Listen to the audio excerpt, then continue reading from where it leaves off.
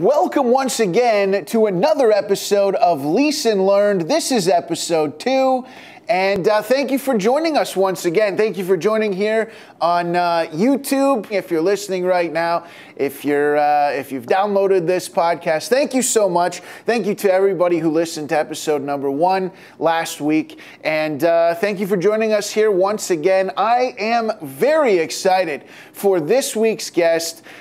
This is a gentleman that I met several years ago. He attended one of my shows. I've been a big fan of his.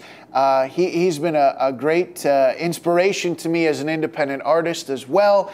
And I could not be more thrilled to have him on the podcast. Let me give you a little breakdown. This gentleman, he writes, records, designs all of his own performances. He is fully hands-on with all aspects of his sound and image, creating something truly authentic and unique in today's hip-hop landscape.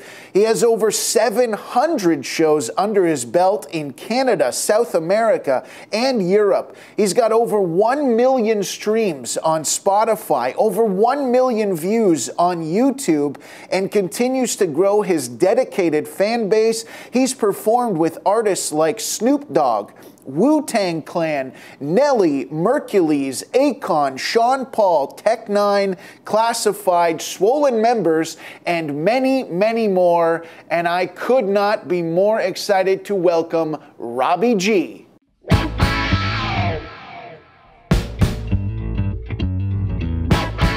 A little bit about you growing up. What were you like as a kid? Like in elementary school. What was that like? Elementary school. Wow. My memory's a little foggy from the smoke, but I mean, back then, I don't know. I liked playing sports. Always big into sports. So baseball, I think at the time, as I was a kid, I went through pretty much every sport possible until I found hip hop and fell in love, and then I just kind of like focused on that more than anything else. But when I was a kid, I mean, yeah, sports, drawing, Were you good? Were you a good artist? I mean, drawing, yeah. Drawing a little bit. My brother was definitely better than me as far as the drawing goes. I just did it for fun. And I also like painted things like, little figurines and stuff like that. Real nerd shit. I used to be really into science and stuff too. So I remember having like microscopes and like taking blades of grass and being like, ooh, what's this look like under a microscope? You know what I mean? And just like reading books and stuff. So yeah, that was Archie comics. Archie comics were popular then, I ran through a ton of those. Goosebumps, the Goosebumps series, if you remember that. I do. Yeah. Yes. Yeah, that was huge on Scholastic Book Day. That's right. That was amazing. Those were like the shelves of the Goosebumps always went first. That was what everybody got there for. You wanted to be front of the line for the brand new Goosebumps. You needed it. It. Yeah, man. R.L. Stein. Yeah. What are your thoughts on, were you a Berenstain Bears guy? Oh, hell yes. Definitely read every single one of those. Yeah. Now, what was your thought on going back to see that it's Berenstain Bears? Did that hit you? It did. I was a little confused. Right? I don't really know. Do they have a proper explanation to really truly tell us why they would make such a rash decision? Well, apparently it's always been that. Evidently, according to there's theories or whatever, that it's always been that way and we never noticed, or we're living now in an alternate universe where there are slight changes like that, where it was Berenstain and now it was Berenstain, and they switched it because we're in an alternate thing. Okay. Yeah. So wow. I think it actually just took 30 years for somebody to go, is it not Berenstain? Have I been saying this wrong all the time? And every one of us was like, yeah, we have. All of us have. I don't know. I feel at the same time, though, it could be just a tomato thing, a potato thing, It could just be true. How you say it, your vernacular. Speaking of that, have you ever heard someone say potato? Yeah. You have? Yeah. I mean, I'm Why? pretty Were sure. they British? No, it was like one of those like crazy whites of Southern America documentaries. Potatoes. The Got some guy said potatoes. potato? Yeah. Doesn't that? I always thought that made sense because tomato, that part made sense to me, right? But the potato ain't. Potato, I've 35 years I've been alive. I never heard Never heard anyone that one. be like, you know what I could go for is a couple potatoes. I feel like I couldn't be friends with that person, you know? Or at minimum, I could never be around them when the word potato was going to come up, ever. Could never have French fries or make French fries where they'd have to say, can you pass the potatoes? No. I will not. I'll give you a potato, but I ain't passing no potatoes. No, don't pass the potato. So you mentioned being into sports as a kid until you found music. At what age did that kind of come into your life heavily?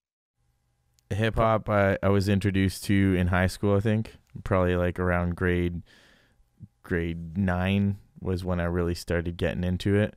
And just because me and my friends, we loved it and we wanted to start writing, and one of my friends started writing raps and he's like, yo, check out this rap I did. And I was like, wow, that was dope. I totally could do that too. So got some beats and just started going at it and had fun with it and started producing and making music, and been doing it ever since.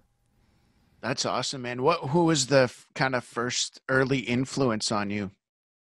Artist wise, I would say Nas. Nas has always been like one of my favorite artists, and like DJ Premier and Guru of Gangstar, that I always looked up to them. So yeah, that was kind of like my start. But I mean, just like everybody, I listened to like 50 Cent and Eminem and stuff like that, and just like everything that was out at that time.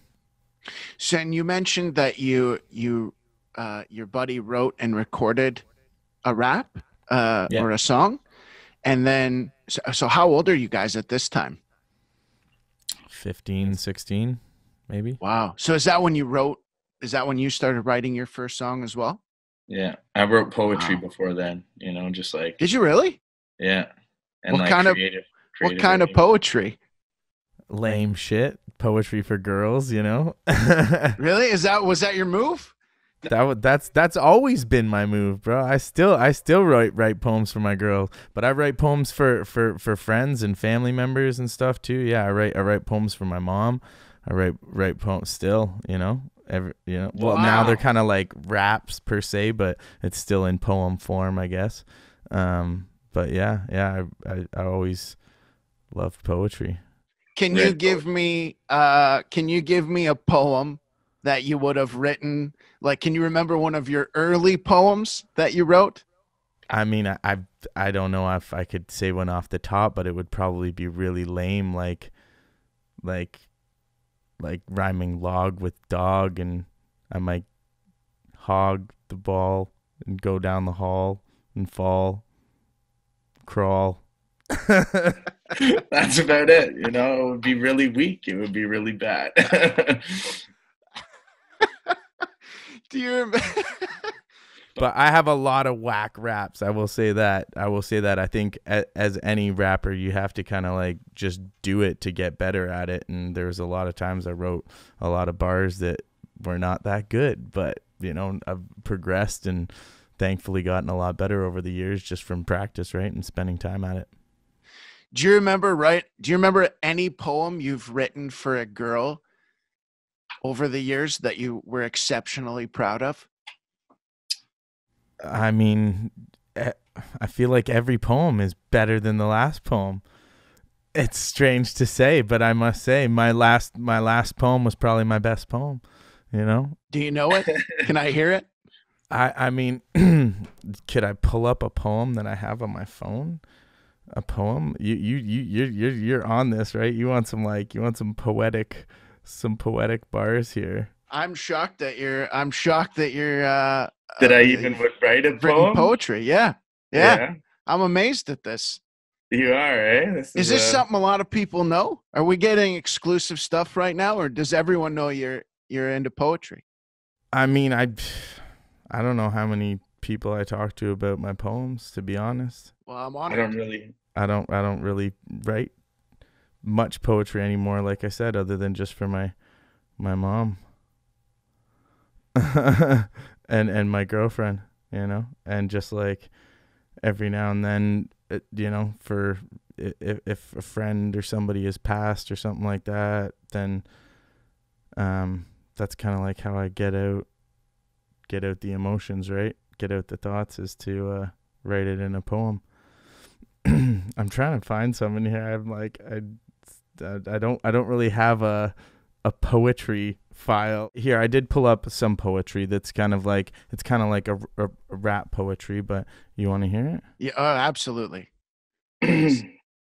Oh, this is a beautiful one. It's about love. Are you sure you're ready for this?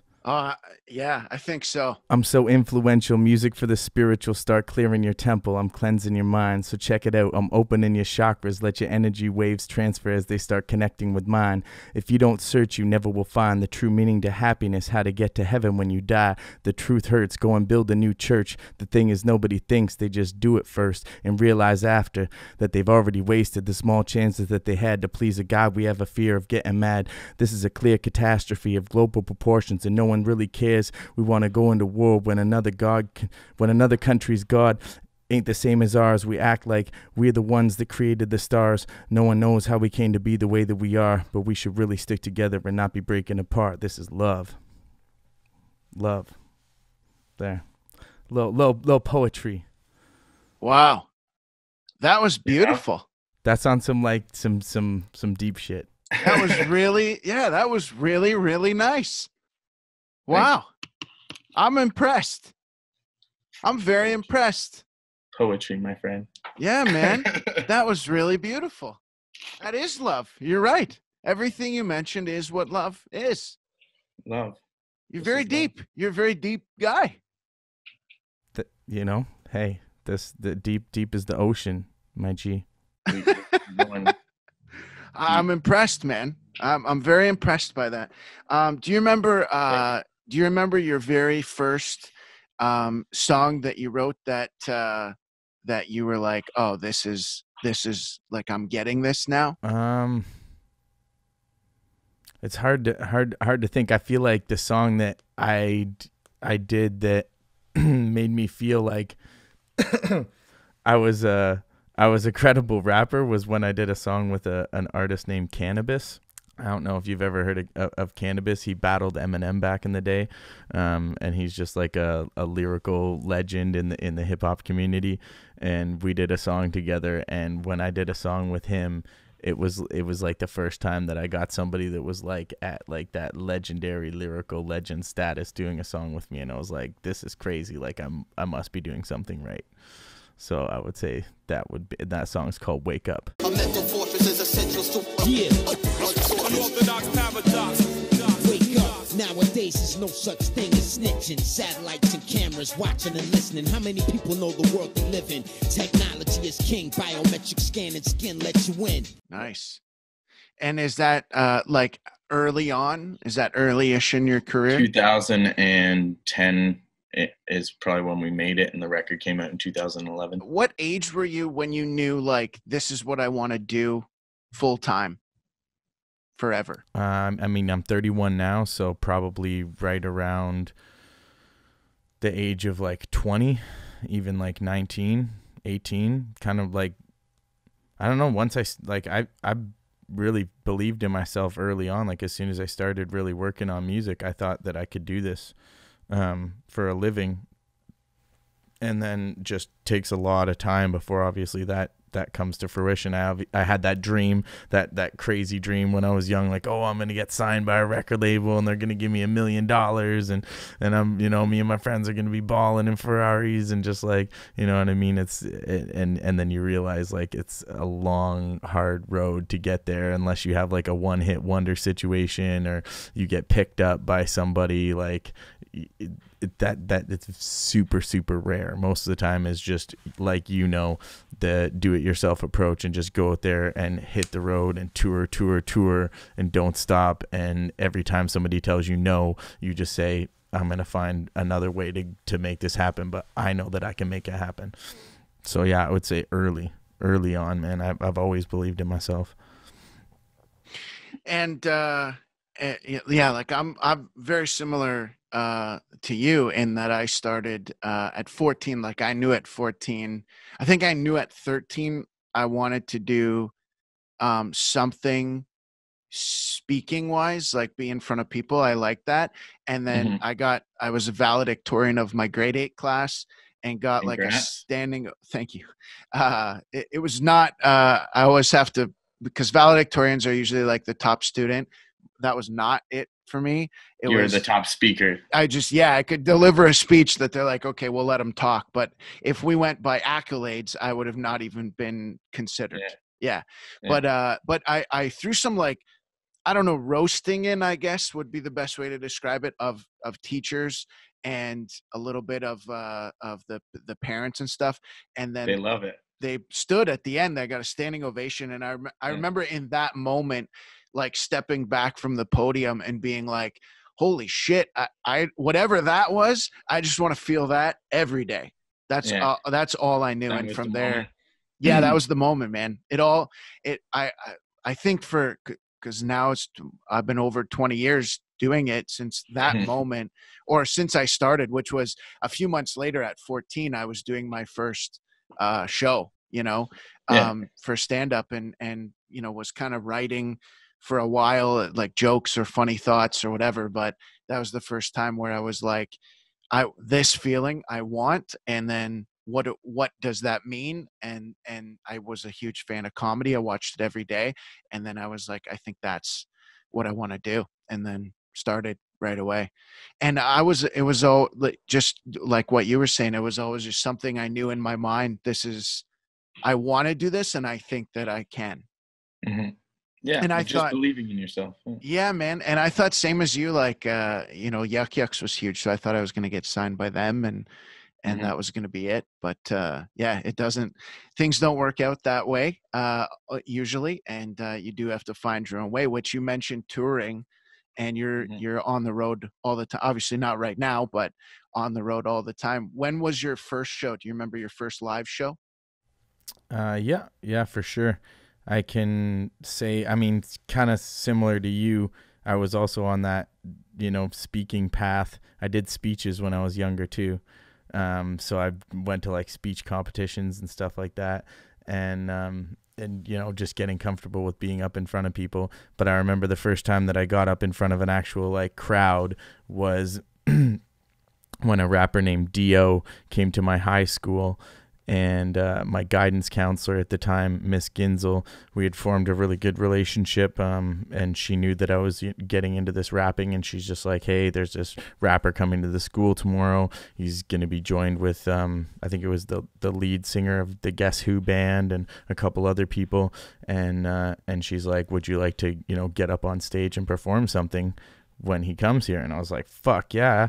So I got something ready and performed that in front of 2,000 students, all my classmates. And, that's definitely one of the most nerve-wracking experiences ever in my life. Heart pounding out of your chest type thing. Like, I don't know if I can do this, especially like your classmates. These are everybody that you're going to see in the halls every day. And yeah, I got up there and did it and got a good reaction. And same kind of similar situation. Like, you get that feeling of like, hey, this is something that I could probably do. And then I've started organizing my own shows. So the first show that I actually like set up was in Fergus. We were going to high school at Center Wellington. I know you've been up to Fergus before, right? Yeah. And I love Fergus. And we set up a show at the community center, which is where the skate park is, and the arena. Rented out one of the halls and brought all our own equipment and everything, sold tickets for it. And that was basically the birth of my company, Revolution Media, that now books events across the country and has booked for, tons of different acts. So that was just like doing it myself, like being like, hey, no one else is going to do this for us. Nobody in Fergus is going to set up a hip hop show. So let's just do it. Yeah. That's amazing, man. Good, and good for you. Like, a lot of people don't, they don't think that way. You know, they think like, well, there are no shows here, so I can't do it, you know, or there's nobody doing that here, so it just can't be done here. And that or was, I have to go somewhere else. I have to go to Toronto to be able to make it. Or I have to go to LA to be able to make it. And it's like, no, you don't. You could make it in your backyard, and generally in your backyard is the best place to make it, because they're going to want to like be like, you're our trophy. We want to support you, and we want to build you up and be like, look, he's from here. He's our guy. He's our dude. You know what I mean? So those are the people you want to really create a family with, and much respects to everybody that I've been able to get on the team and on board like that, just helping and supporting, build the name, build the brand and the company. Like, there's a lot of people back home that have done huge things for my career. So yeah, people who think that you need to go somewhere else or move somewhere else to achieve success, or you know, have somebody else do everything for you, like, nah, you can do it yourself. It's not that hard. You just got to put in the work. Takes a little bit of money, takes a little bit of sweat and tears, and you know, yeah, you'll take some L's and you'll fall on your face a bunch of times, but you'll learn, and then you just got to keep on going.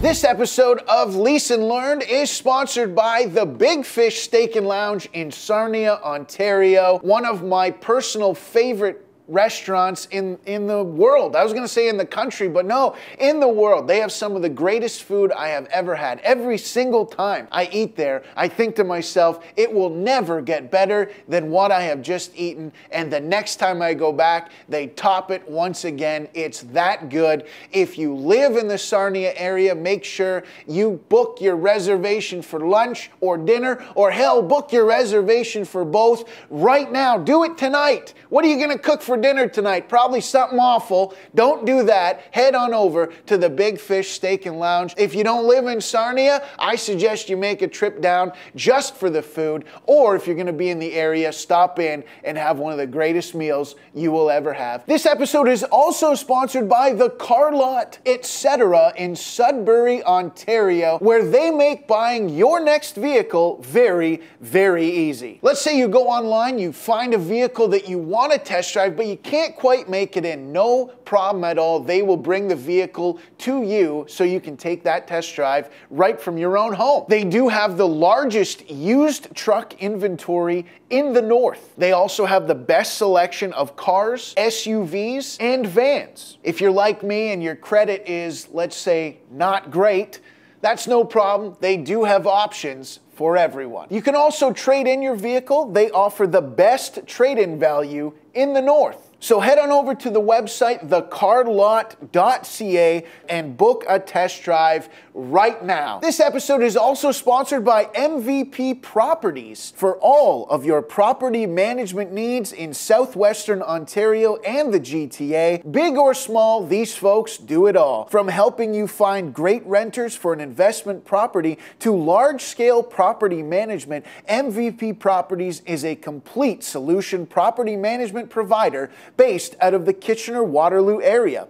Problems with your current property manager? No problem. Give them a call. They'll be happy to give you great service at a reasonable rate. Visit mvpproperties.ca or call toll-free 1-844-284-RENT. That's 1-844-284-7368, or locally at 226-499-4687. This episode is also sponsored by Laughing Viking Studios in Toronto, Ontario, Canada. Laughing Vikings is a digital media studio and live entertainment production company turning delusions into reality. Located in the heart of Toronto's TV and film district, the studio is the ideal home for creators, actors, podcasters, photographers, and filmmakers who need a convenient and flexible space to create.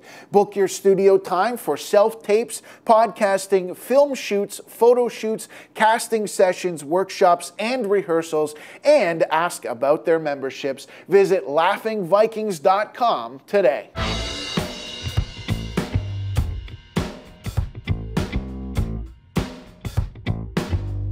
I don't know if it works the same, but have you ever had like, can you bomb on stage, or is it like, what's a bad show? Give me an example of something that didn't go well live. A bomb on stage. I can remember a time, this is like not before I was rapping, but when I was a little kid, being so embarrassed about this is I remember it was some like play, and I must have been grade 3, I think, maybe grade 2 or grade 3, and I was supposed to play the recorder, maybe, and I missed my cue. The teacher was like, you know, come up on stage or whatever for I think she wanted like the choir or something to come on, and I'm just like all like happy, like walk across the stage. I'm like waving to my grandma and my mom, like, I'm all excited, like about to do my thing. I'm like, woohoo. And then like the teacher comes over like, no, not yet, like go back and sit down, like you're not supposed to be on stage yet. And I was like, I just felt my whole world drop. I was like, oh fuck, what am I doing? Oh no. And then just, yeah, I felt so sad. And yeah, so that was that, not like bombing obviously like a comedy show, but that was my first feeling of like, damn, I fucked up, you know what I mean? I just missed my cue coming on stage. But as far as like rap shows go, the rap shows that I do for the most part are super supportive. The fans are really supportive. But I mean, there are some situations that you will get into if you don't know how to read the crowd properly, where things can turn bad against you. Luckily, that's never happened to me, but I've seen it happen to a few other people where they'll just like not know the type of crowd that they're performing for and perform a certain type of music that just doesn't resonate with them, and it's just it doesn't work. And that's the biggest thing in music is like, when you're performing in small hip hop clubs across the country, you can't just be like, I'm just going to go up there and just perform everything that I want to do and not care about the listeners, not care about the type of crowd that's there. You know what I mean? And like, you have to be able to, just like a DJ, I feel like, read the crowd just like you do. I'm sure you've walked into comedy clubs and into different venues where you're like, this material isn't going to work with these people, but this material is going to crush. You know what I mean? And you just have to like, and you get your cues and your keys off of like the first little bits of material that you do, like, oh, this is the kind of crowd that I'm working with. And then you're like, I can pitch up on this and ease up on this stuff. And it's the same thing for musicians. I think that a lot of artists, and hip hop artists especially, don't take into consideration the fans that they're performing for. It's not, everybody is not the same in every show that you go to, and performing in your hometown is not the same as performing in the town, you know, 2-3 hours away, or 10 hours or 20 hours away and stuff. And you could get to some places where the people just don't give a fuck about you or what you do or who you are, and they don't care. They don't care about what jokes you have or what you're about to say on the mic. It's fuck you, play whatever music that I want to be listening to right now. You know what I mean? So, and you got to be cognizant of that and know how to navigate it and how to be able to give the people what they want, while still remaining true to yourself and being who you are too. So that's the fine line. You don't want to sell out and be like, oh, well, I have to make something like this to fit in like that. No, you don't. You can still be yourself. You just have to be fucking smart about it, right? Definitely, yeah.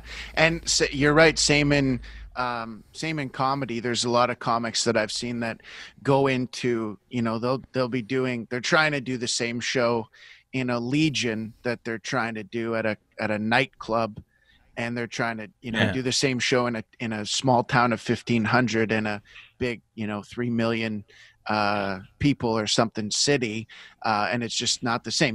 There's differences. Not to say you have to do some other act like you were saying, but just you got to know who's there and what they're looking for, and particularly in comedy, I think what they're not looking for.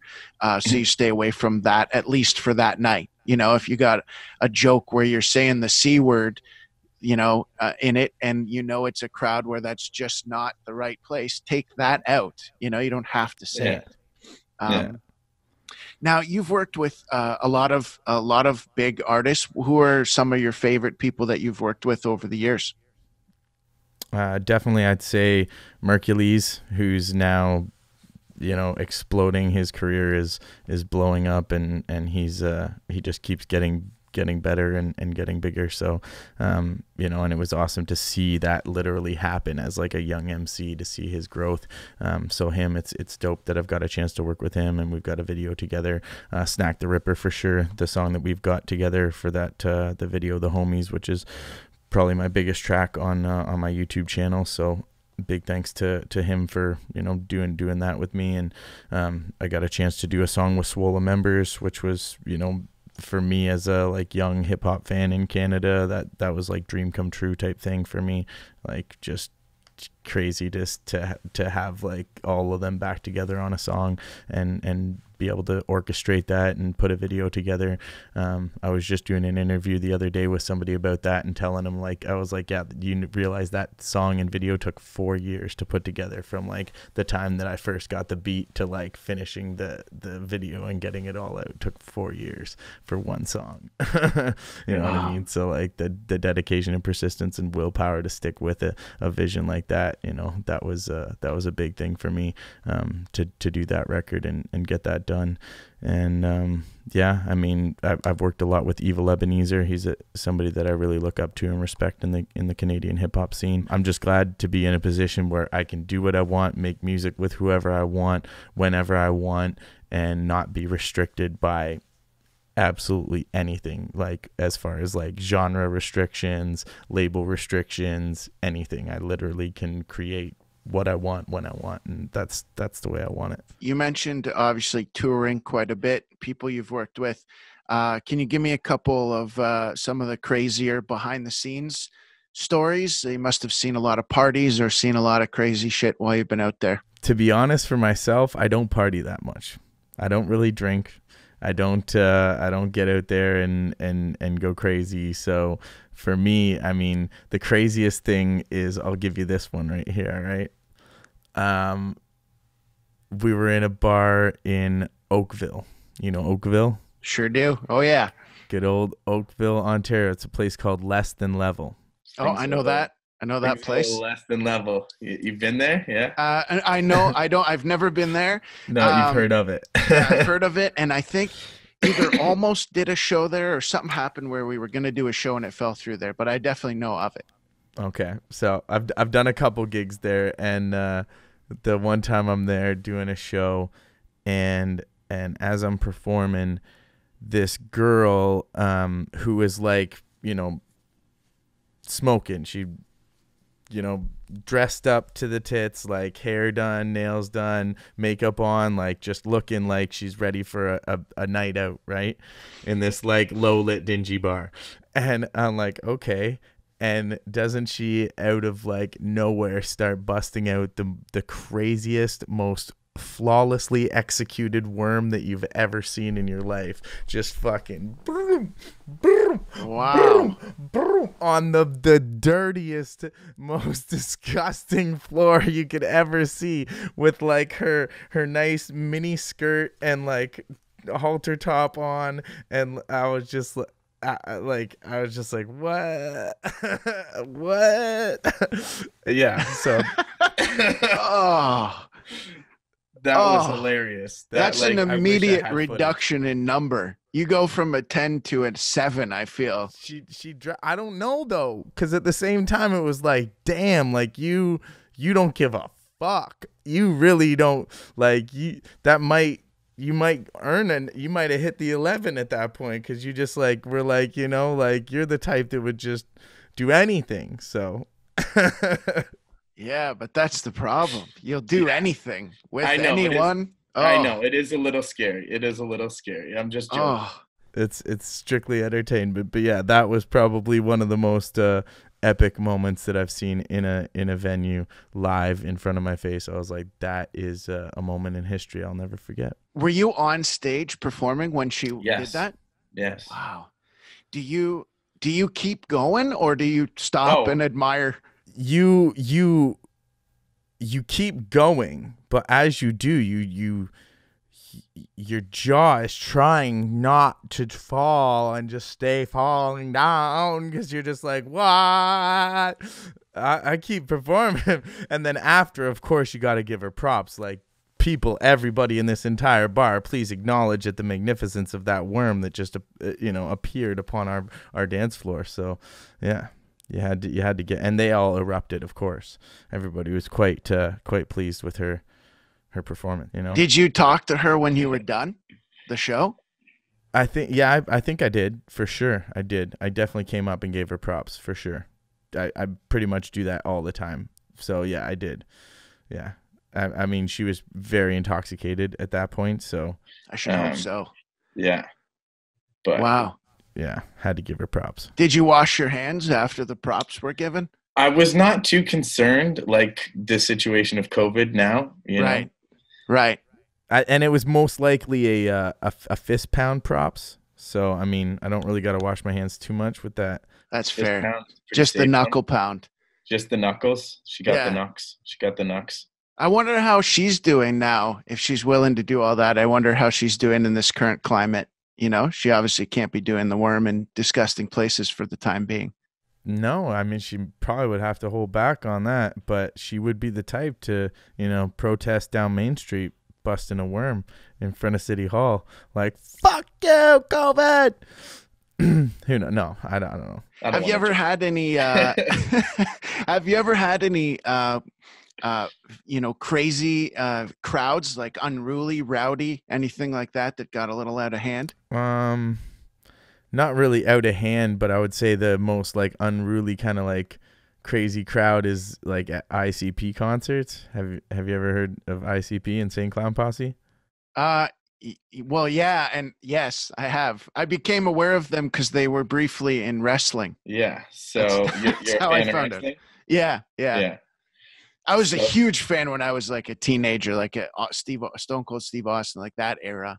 I was massively into it. I think they were in WCW, if I'm not mistaken. Yeah, I think so. Yeah. So anyway, sorry, they their live show is phenomenal.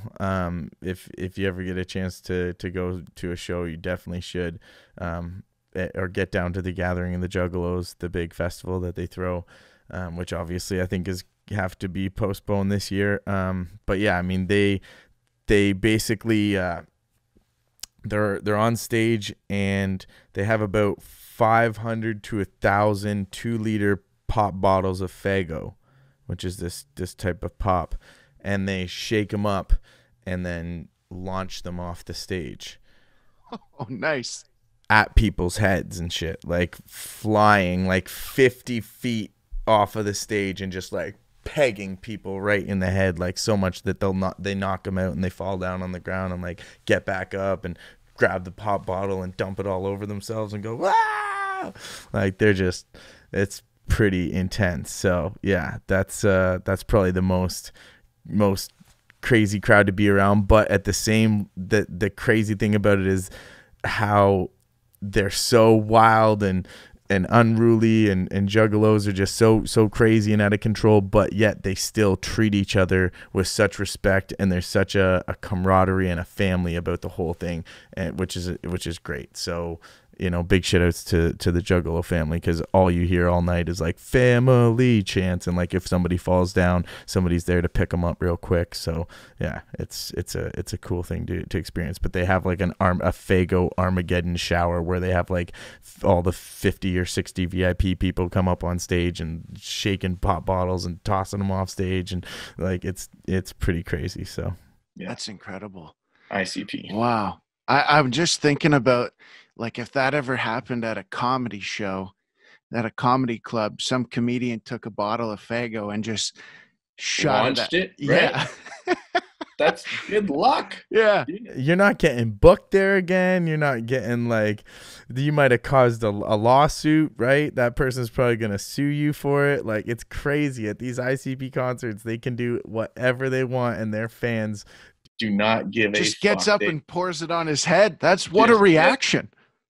Seen it happen 2 feet away from me, straight up. I was like, this is insane. Have you ever seen anything, has anything ever happened backstage with with some of the famous people that you've been around that was crazy, or anything that you were like, holy shit, I can't believe I'm witnessing what's happening right now? For sure. I mean, I'll mention one that was pretty fucked up situation was Freeway, who's a rapper that was signed to Rockefeller Records, Jay-Z's record label.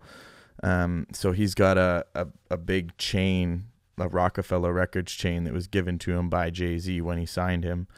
And he did his performance, or wait, no, he hadn't performed yet. This is the fucked up thing. He hadn't performed yet. He was backstage, and we were in Oshawa, and it was like I think a 10 or 12 city tour, and this was like halfway through the tour, and I'm standing in the crowd watching one of the openers, and all of a sudden I see a couple guys like running out from behind stage, and then a bunch of other people, and I'm like, what the fuck is going on? So I'm running towards the entrance to see what's going on. Find out that backstage somebody punched Freeway in the face and took his chain off of him, and then ran, and they got away. Holy shit. And did they know who did it? I mean, I don't really want to speak too much on the whole situation, because I mean, that's, but yeah, wow, pretty crazy situation. So that was one thing that I was just like, holy shit, like that really just happened, like right there, like backstage, like fucking the artist getting knocked out and robbed like that. Like, it's just not something you expect, right? But situations like that, that's why you see me with no jewelry on. I've got enough money I could buy a lot of jewelry, but I do not sport that stuff, because I know that it makes you a target. And unless you're rolling around with your security, or 100% every single person who's going to be there, you can't trust it. Yeah, fair enough. Wow, that's crazy, man. Yeah. Is there anything that comes to mind? Like, do you have a worst show that you've ever done, live show, where you were just like, that was a fucking disaster? Huh. Maybe not even personally for you, just like it was set up, or the promoter was shitty, or stuff like that. I'll give you this one. Booked Maestro Fresh West for a show in Sarnia. Oh, I love Sarnia. Okay. Right. So we're in Sarnia at the Portuguese Canadian Club. Oh, wow. Okay. Right? I love it already. Yeah. Right. I'm just painting the picture for you, my G. Yeah. So that's where we're at, and we're getting ready for the show. It's packed. We have probably like it only holds maybe 220 people, and there's probably already 200 people in there. And we were in charge of running everything, so getting security and all that stuff. And some fights break out front, which typically would happen up there in Sarnia. The hip hop shows, people would just start fighting outside. So fight happens, cops get called, the cops show up, and the security guards that were hired for the event dipped out, because apparently they didn't have proper security ID. Oh no. So they just, as soon as the cops showed up, just like left.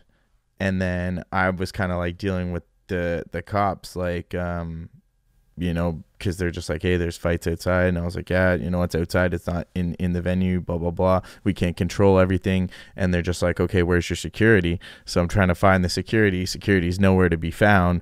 They end up having to shut the whole event down. And Maestro did not get a chance to perform that night, nor did I and a bunch of other people, all because of, a fight outside and the security not having the proper ID and dipping out, which is, yeah.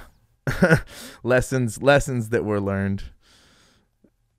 If that doesn't completely sum up Sarnia too, just as a town, I mean, that's The amount of times I've done shows at bars in Sarnia where I was like, I don't think the security guy is trained. I think he just bought a shirt that says security on it. Exactly. Yeah. Anybody can buy a shirt. He made it himself with the he did all the stitching and shit. Just ironed on a security thing, but did it backwards. So you have to hold a mirror to it to see it properly. Oh man, that's crazy. That sums it up. So yeah, that was probably one of the craziest, strange, and shitty experiences. And to the opposite of that, is there one that stands out where at the end of the night you were just like, one of those nights where you just can't get to sleep because the adrenaline's pumping and you're just thinking, I can't believe what just happened here? That's happened quite a few times, yeah. I mean, for big ones, the most recent one was definitely the Snoop Dogg show. That was like, we had about 4,000 people in Sudbury at the arena, and just like, going from like the start of the night to the very end of the night, like being there when nobody was there and setting everything up, to like being there when everybody had left at the end of the night and just kind of standing there being like, what the fuck just happened? Like, that is crazy. Like, sold out show with Snoop Dogg in Sudbury, and I just rocked that. Like, that's crazy. So yeah, that was definitely a surreal moment. That's amazing. Did you get to hang out with Snoop Dogg? I did not. No, he basically was in and out, like in on the stage, out after he was off the stage. Yeah. Really? Yeah. So you didn't get a chance to smoke with Snoop Dogg? No, definitely on the bucket list though. I was talking to somebody else about that, and they're like, yeah, you definitely got to smoke with Snoop. I'm like, I want to smoke with him, but I want to smoke with him when I get to the point where like I'm a big enough artist that he invites me on his show, and then we can smoke together. That's the kind of smoke I want to hit with Snoop. Gotcha. Yeah, absolutely. Do you have a weed Mount Rushmore? I'd say Mark Emery'd probably be on there, just because of everything he's done for the community. And like, I got a chance to meet him in person when I was in Vancouver at his shop one time, which was like super cool. He just like came out from behind the counter and started smoking dabs. He's like, you want to smoke a dab? I was like, fuck yeah, dude, smoking dabs with fucking Mark Emery. That's lit. That's so good. That was cool. I would say him. Snoop's got to be on there 100%. I would say Cypress Hill would have to be on there. And then a guy named Burner, who's like helped a lot of artists get into the weed game, and he's like a big connoisseur of the herb entrepreneurism that's going on right now. So yeah, I would say him. So we'll wrap things up here, but before we let you go, you just hit 1 million views on YouTube recently. Congratulations on that. Thank you. How long did that take from like starting to do it to almost 10 years? Wow. Yeah, so my channel hits its 10-year anniversary next month in May, on like May 10th or something like that, and I was really hoping that we'd hit that mark before we hit the 10-year anniversary. And now I can just see from the amount of traction that we've been gaining on the channel in the last few months that like we're probably going to hit that 2nd million within the next year or two. Like, it'll be a lot quicker than the initial 10 years that it took to build the first million up. So it's just like you have to get the ball rolling, you know what I mean, and get eyes on you, and then eventually it just starts picking up after that. So yeah, I think, but it's a huge accomplishment, and I think that there's a lot of potential on YouTube. There's so many eyes, there's so many people, especially now during this COVID situation. I think people are even more so, on YouTube and checking out interviews like this one, or, just engaging in content with people that they like. So yeah, I think the sky's the limit with that. I'm very excited to watch the channel grow and build over the years. And yeah, if you are listening to this, make sure you subscribe to my YouTube channel, give it a thumbs up if you like the videos, and drop some comments. Appreciate your time and taking the time to do this, and congratulations on all the success. And I hope to first of all come to a show someday. I would love to see you perform live, because I think that's there's just nothing like the live experience, Hell yeah, that would be awesome. And before we finish this, I want to leave with this tidbit, because this is just the mind fuck of the century. So while we were Well, I first met you at that comedy show, right, in Guelph, which was how many 2 years ago, maybe something like that. Yeah. It was a while ago, and I think that's when I started following you on Instagram, and since that time we have never spoken or interacted on any social media or anything, right? Okay, so that night that you messaged me about doing this interview, I saw the clip that you posted about the you were in Hamilton, you were doing that one about the correctional officer. You're just like, that's a guy who knows, who's been to HR a couple of times. that one. As I'm watching this clip, I'm looking at it, and I've watched a lot of your content, but I'm looking at this clip, and I'm just like, I want to talk to this guy. I really want to talk to this guy. I love his stuff. I want to get it heard by more people. I want more people to see it. And I know a lot of like advertising stuff, and I want to follow up with you and talk a little bit more about that and dive in. But like, I literally am looking at my phone and thinking like a specific thought, like, I want to talk to you. I literally was like sending that message out, and within 2 hours there was an email in my inbox from you saying, hey, I want to interview you. That's crazy. Bro, I was like, is my manifestation power that fucking strong right now? Literally, like, sometimes your thoughts are unbelievably powerful, but when it happens that quick, when it happens like within a 2 hour span where I'm like, I really want this to happen, and then it happens, it really fucking proves to me how powerful and how effective your thoughts are. Because I'm telling you, like, obviously you wanted to have this conversation. You saw stuff that I'm doing and you were like, oh, this is cool, I should reach out to him at some point. But I have a fucking good inclination that strong, like, energy force that I was sending into that phone at that time when I was watching that video and being like, I want to talk to him right now, has a lot to do with why you sent that email to me, and a lot to do with why we're talking right now. So yeah. Wow. Wanted you to know that. I appreciate you letting me know that. You're right. That is the mind fuck of the century right there. That's incredible, man. Within 2 hours, dude. Within Literally. 2 hours. That's so crazy. Yeah. That's so crazy. And my thing was, I'm, obviously because of the transition from so much touring into like more content, I'm trying to get advice and get, different people that have success online to share their, somewhat of how they did that and stuff like that. And so there's not a lot of comedians that I know personally that have great online success. So I've been reaching out to different people in different sectors, and then I saw your post about the 1 million views, and I'm like, this guy seems to like a lot of videos. I've seen your thing pop up, and I'm like, he must be somewhat familiar with me, and we've been friends and followed each other for a while. So I thought I'll reach out and see if we can set something up. And I'm curious to know, especially because you do your own shows and stuff, and that's always been my way of doing stuff as well. I'm curious to know how you did that, and what your process was, and so that's insane that on the other end it was you thinking, I want to talk to me. That's crazy, man. The power. The power. That is some power, man. Well, I don't think there's any better way to end it than that. That's the wrap up. Thank you so much. Where can people follow you social media wise? Social media, all my stuff's Robbie G Hip Hop, ROBBIEG Hip Hop. On Instagram, it's RobbieG.hiphop. And my website is RobbieGHipHop.com, and you can get the links to all my stuff on there. Feel free to send a message if you're checking this interview out and you liked it, you enjoy it, you're like, this guy seems like a cool dude. Send me a message, send me a DM, be like, hey, I saw you on that Jeff Leeson show, and that was cool. Because I love to hear from everybody out there that's listening. So hit me up.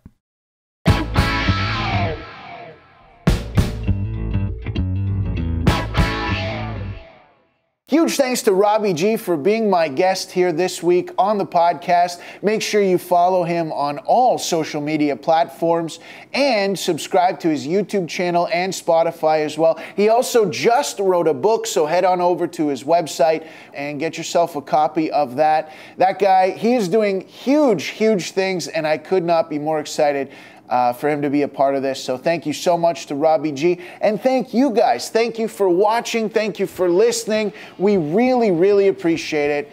And I hope to see you next week.